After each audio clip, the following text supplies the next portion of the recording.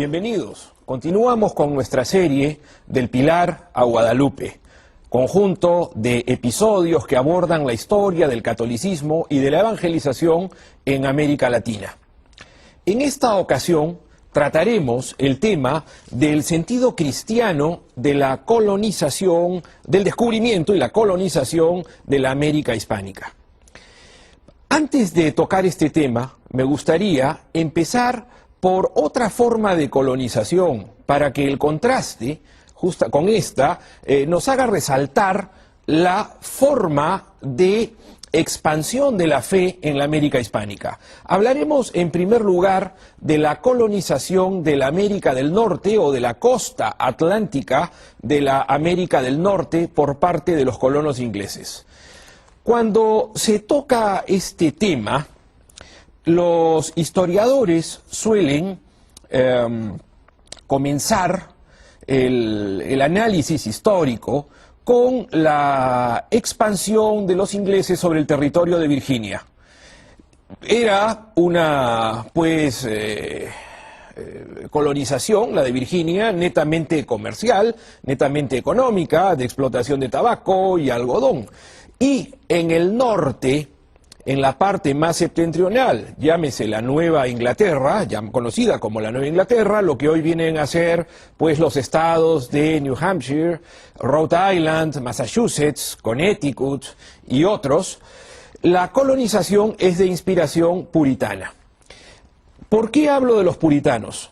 Porque los puritanos, por ser calvinistas, estaban inspirados en un principio que el mismo Calvino había propuesto, había divulgado a través de su prédica y de sus publicaciones. Me refiero a la predestinación. Los puritanos ingleses se sentían predestinados, es decir, se sentían salvos, se sentían ya salvados, sentían que Dios los había escogido para la salvación. Pero solamente ellos. El sentido puritano de la predestinación es un sentido excluyente. ¿Por qué los menciono? Porque contrariamente a la predestinación puritana, lo que se da en la América hispánica es algo muy distinto. Algo que no es excluyente, algo que es integrador y algo que es más antiguo a la colonización de la América del Norte. Me refiero al providencialismo. ¿Qué cosa es el providencialismo? Es la acción de Dios en la historia, es la intervención de Dios en la historia, es la presencia de la mano de Dios. Para hablar del tema del providencialismo, que es uno de los puntos que guía al conquistador, guía a los descubridores, guía a los gobernantes y sobre todo a los monarcas de España, debemos partir del siguiente punto histórico. El triunfo sobre los moros y el descubrimiento del Nuevo Mundo generaron en los habitantes de la península ibérica un sentimiento providencialista, es decir, sintieron la acción de Dios sobre su propio destino histórico. La caída del reino moro de Granada, el último bastión de los musulmanes en España, llevó a los cronistas españoles, a varios cronistas españoles, pues de fines del siglo XV y principios del siglo XVI, de la época tanto de Isabel de Castilla como de Carlos V, a aclamar a los reyes católicos como elegidos por el Todopoderoso, como elegidos por el Altísimo, como elegidos por Dios.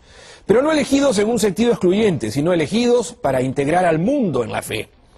Fray Bartolomé de las Casas, por ejemplo, el célebre predicador dominicano y obispo de Chiapas, decía que el continente americano era un premio de Dios a la reina Isabel por haber sostenido una lucha incesante contra los musulmanes. Y el poeta y músico Juan de la Encina, que pertenece a la época de los Reyes Católicos, compuso un poema en honor a los triunfos de Fernando e Isabel, a los que contrasta con el torpe don Rodrigo, con el que se asocia la invasión de los moros en el año 711. Decía Juan de la Encina lo siguiente, y permítanme citar de forma literal: perdióte el rey don Rodrigo por su dicha desdichada, ganóte el rey don Fernando con ventura prosperada. La reina Isabel, la más temida y amada, ella con sus oraciones y él con mucha gente armada. Según Dios hace sus hechos, la defensa era excusada, que donde él pone su mano, lo imposible es casi nada. Este pequeño poema, por cierto, con musicalización, con fondo musical, refleja el ideal providencialista que era imaginado en los reyes católicos. A inicios del siglo XVII, el abad benedictino Juan de Salazar destacó la similitud casi total de los pueblos hebreo y español y llegó a decir lo siguiente, y cito literalmente: el pueblo español es el regalado de Dios en la ley de gracia y quien en especial sucedió en el lugar que tenía el electo en tiempos de la ley escrita.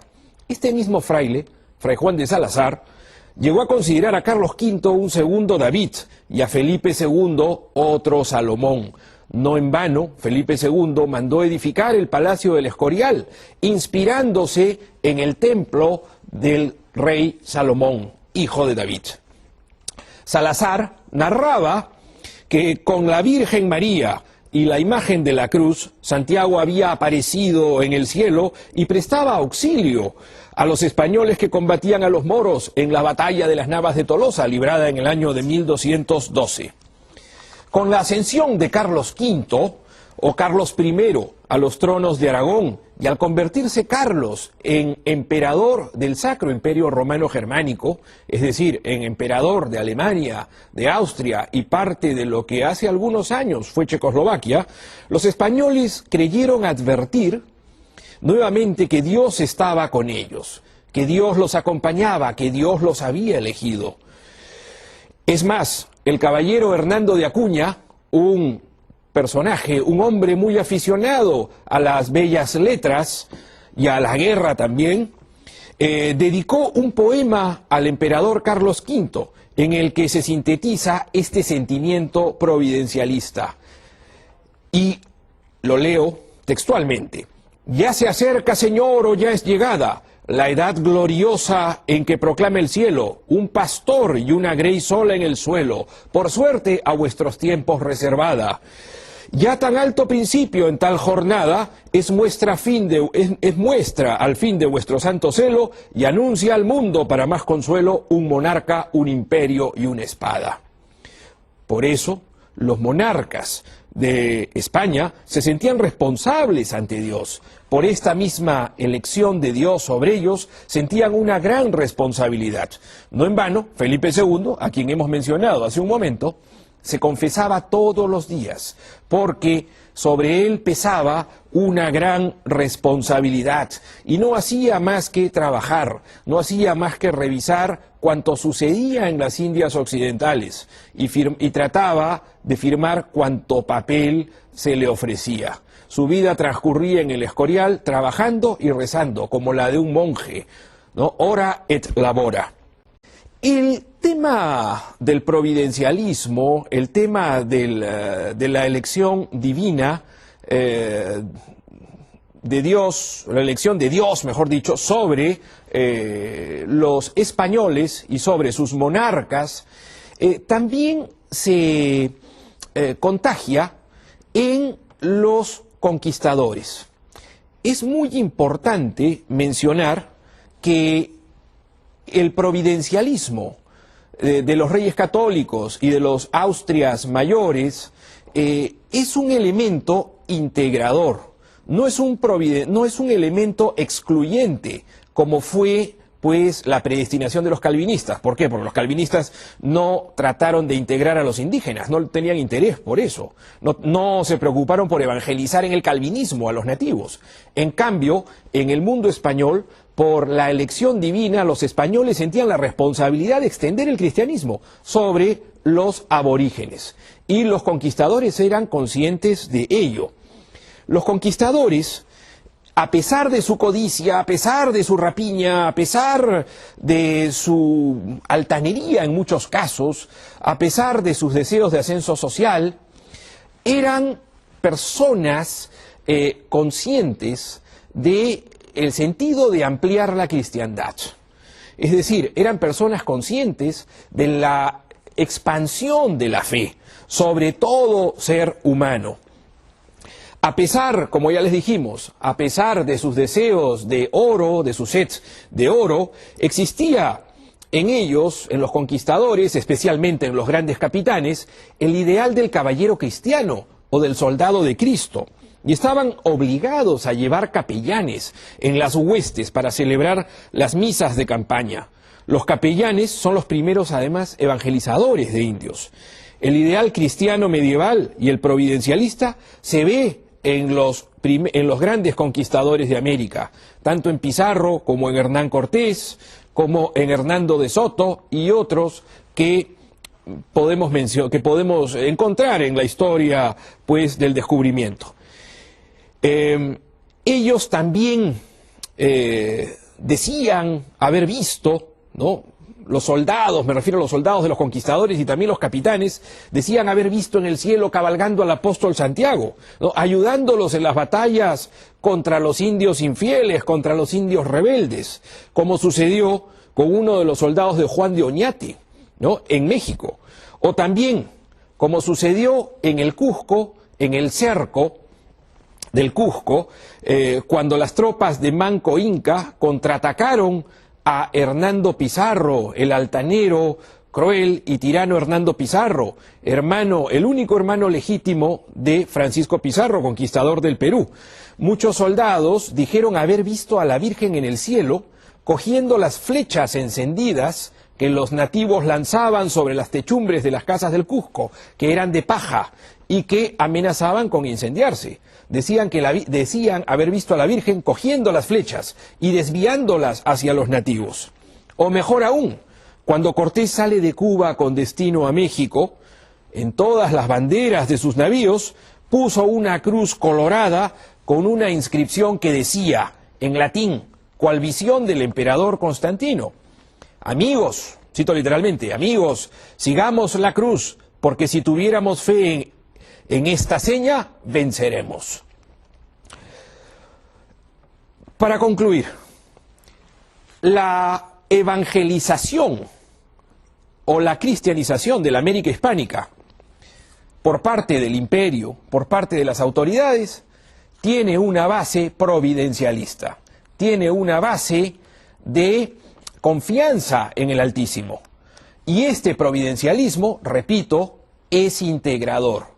Busca integrar a los conquistados, busca salvarlos, porque el providencialismo no es excluyente. El providencialismo español es integrador, es cohesionador y permanece durante todo el período hispánico, hasta la época incluso de la independencia. Continuamos con nuestro tema, el sentido cristiano del descubrimiento y conquista de América.